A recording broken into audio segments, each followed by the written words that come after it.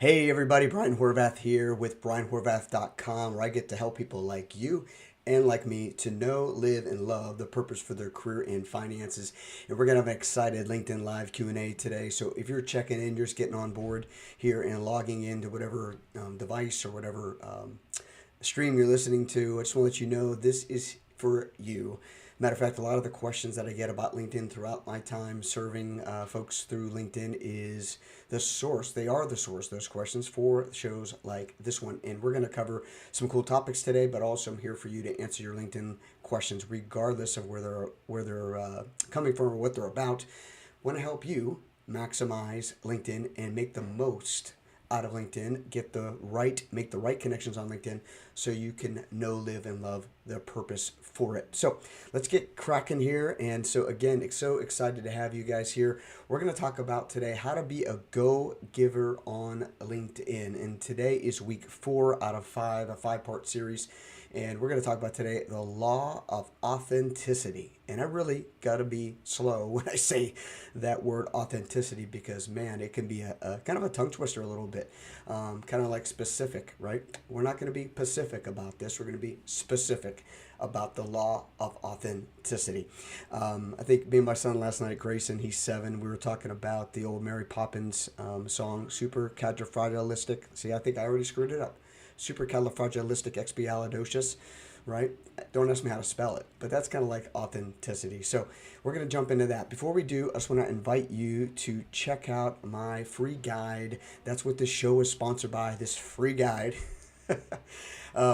Your LinkedIn profile quick start guide. And the whole heart behind this, the whole why behind this, because over the years of me coaching folks on LinkedIn since 2013, I believe, or 2014, that folks get a little confused of where to start. Now, I think LinkedIn does a bang-up job, a better job for sure, since when I started coaching, guiding people through how to take their profile from basic or starter to intermediate to all-star. But I want to help you go beyond all-star. I want to help you make it ultimate and one that you can set the framework in, pour the footers, if you will, if you're building a home here for your LinkedIn profile.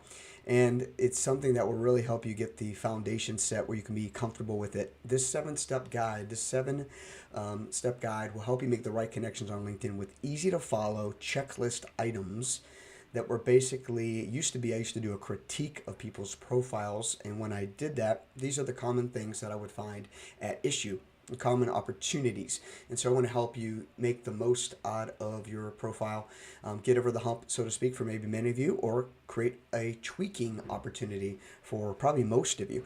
But go to LinkedIn, BrianHorvath.com/LinkedIn-quick-start, and you can download that guide for free and get it today. So I really appreciate you doing that.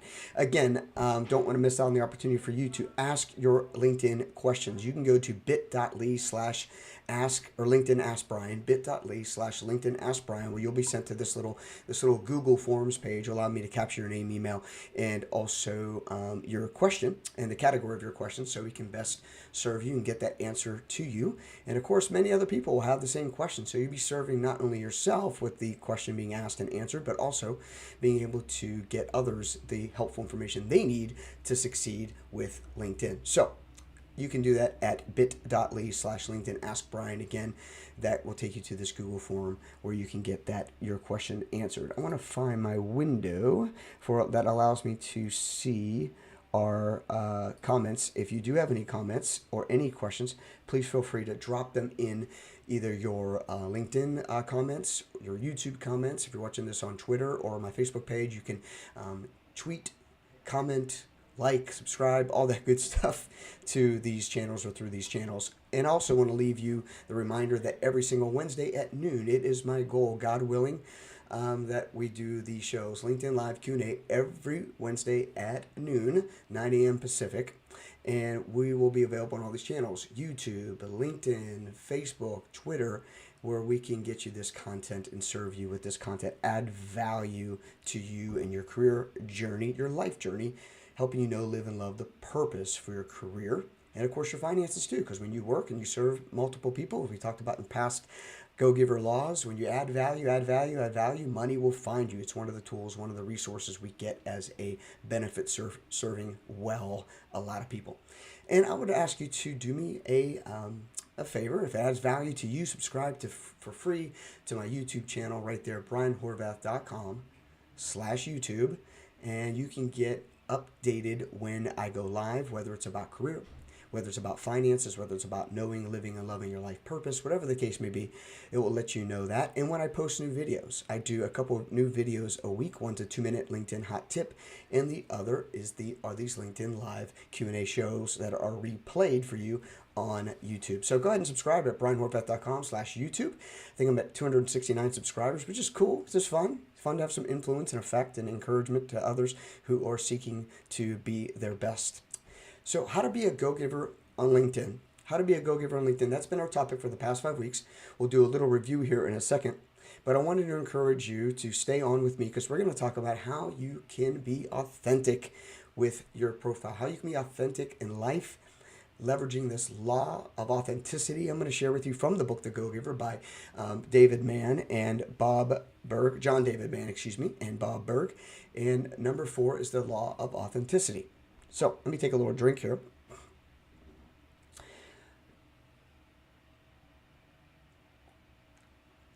Thank you.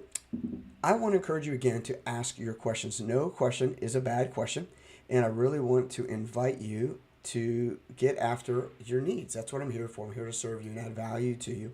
So go ahead and let me know your question by going to those options in your comments that you have there. And even if you're watching this in the future on a replay, you can still ask those questions and I'll respond personally. So get those questions asked, just a reminder. Little backstory of this book I've shared the past couple weeks, How to Be a Go-Giver, is my men's group and I'm in a Bible study / mastermind every Wednesday morning at 7 a.m. We had our meeting this morning and we talked about this very law, the law of authenticity. And we decided one day to go not only into the Bible, but go into a business book that will help us grow our businesses, grow our profits, increase our influence, and add value to the marketplace and our community. So we decided to check out this book, The Go-Giver. It's a book I read in the past, I think. I definitely read The Go-Getter by Peter Kine, but this is The Go-Giver by Bob Berg and John David Mann. And you can see right there, if you can read in your screen, it's a little story about a powerful business idea. A little story about a powerful business idea. And this is a national bestseller. It's an easy read. As a matter of fact, I have my copy right here in front of me. And you can see how thin the book is. And by the way, if you're a guy like me and you don't love to read as much maybe, or you like audiobooks instead, look at the white space and look at the font size. So you can read it in an afternoon for sure, maybe over a couple cups of coffee. And I really encourage you to get it. You can get it at, of course, your local library. But I would encourage you to get it ASAP through Amazon or barnesandnoble.com. The Go-Giver book, you can get it really quickly and inexpensively. It's a paperback. I think it actually may be a little hardcover, but I think they have a paperback as well. So, how to be a go-giver with LinkedIn. Let's do a little review. And again, just checking for questions. If you have questions or comments, go and give me a thumbs up, a like, whatever it is. Help more people see this content as well. If you know the social media game, the social media platforms love to be engaged with and love to have you engage with my stuff here. The law of value is here right in front of you. Your true worth, our true worth, is determined by how much more we give than we take. How much more we give in value than we take in payment. So seeking to serve the marketplace, and I talk a lot about adding value to the marketplace, seeking to serve those who need most with what you do best. And I learned that from my friend and a mentor of mine, Brian Ray. The second law of how to be a go-giver, and we're going to get into LinkedIn here in a minute, how you can be a go-giver with LinkedIn, is the law of compensation. Your income, our income, is determined by how many people we serve and how well we serve them. I just talked about that a little bit ago. But that's really huge and important and add value to your life. These little nuggets, these little laws that are easy to understand. Of course, in anything, it's much harder to take action, but are an overall mindset, philosophy, way of life, pep in your step, and, walking what you're talking kind of thing. If you embrace these, internalize these over time, that's why I love this parable, this story, the go-giver, which is, that's how this is formed, is a story, a parable to bring about business principles.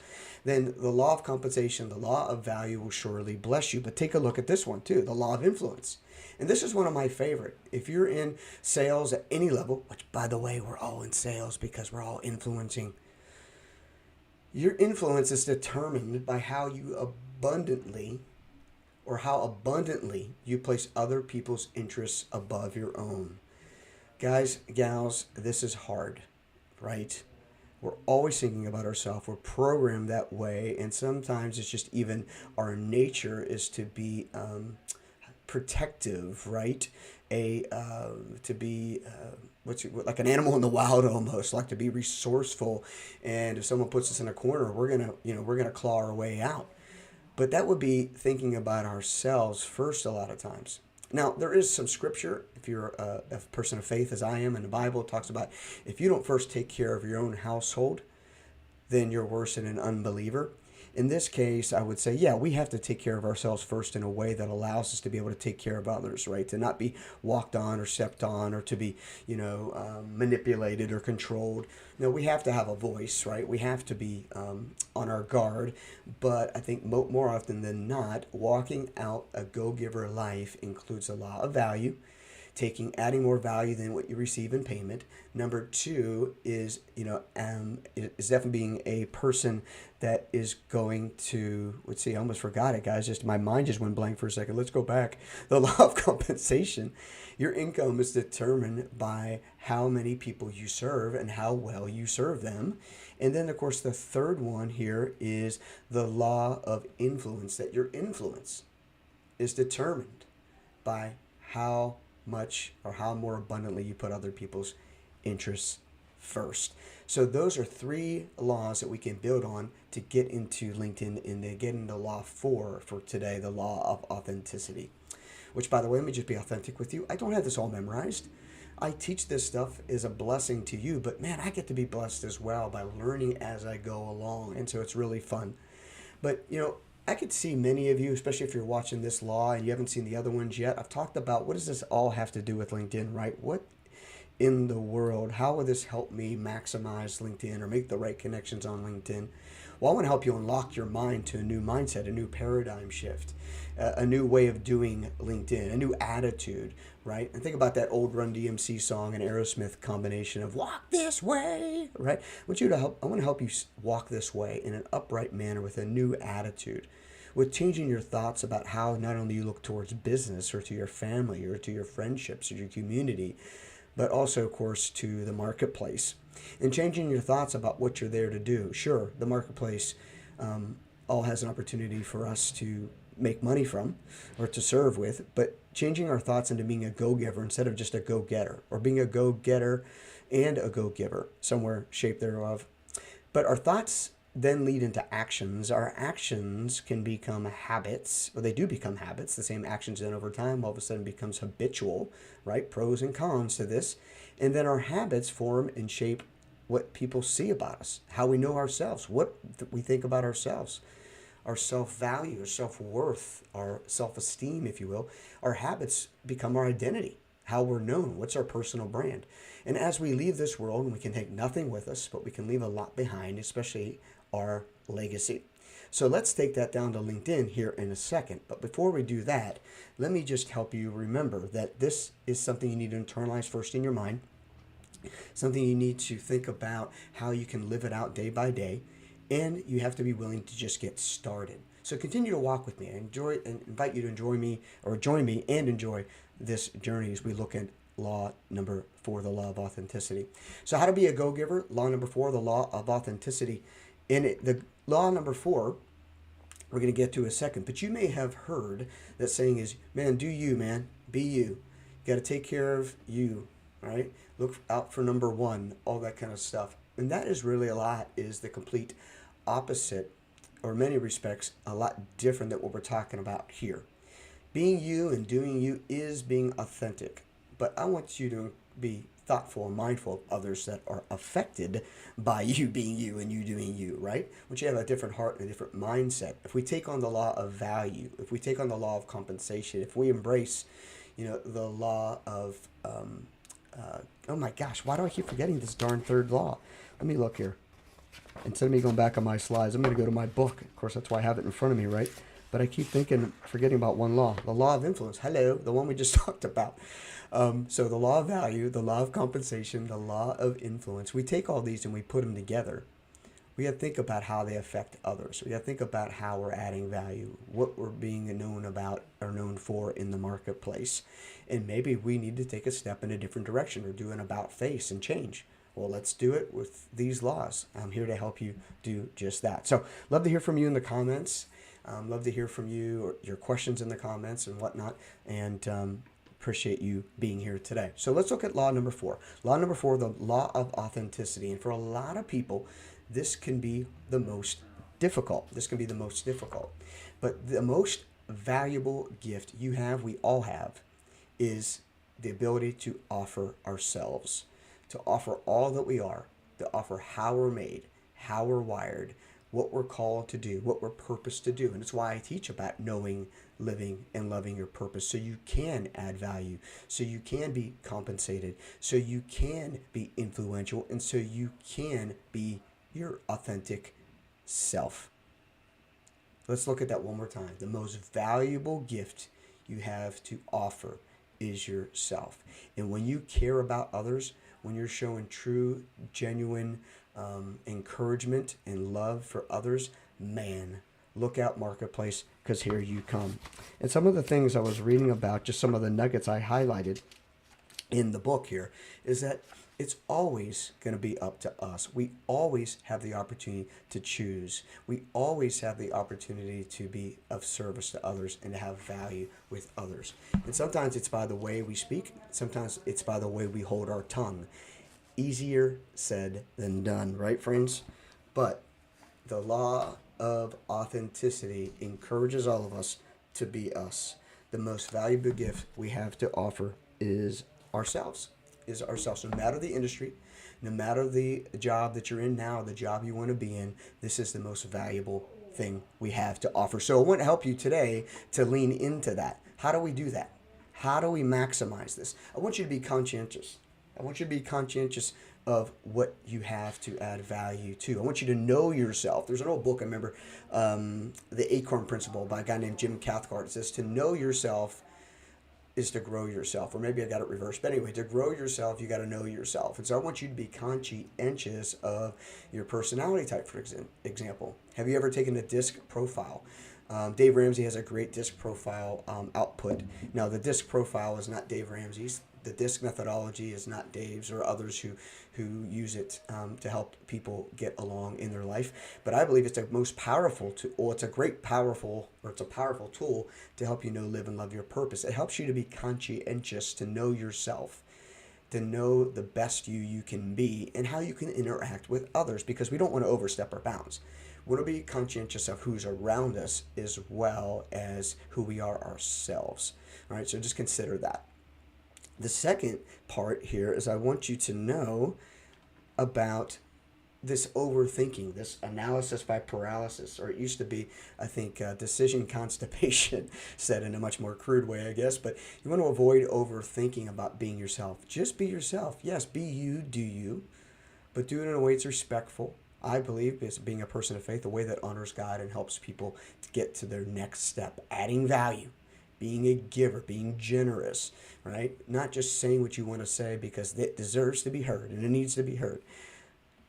So don't overthink who you are or how you are, but definitely think about how you can go about your day, going about your business, going about your interactions with people, colleagues, people you love, colleagues, employers, employees, team members, and people at church.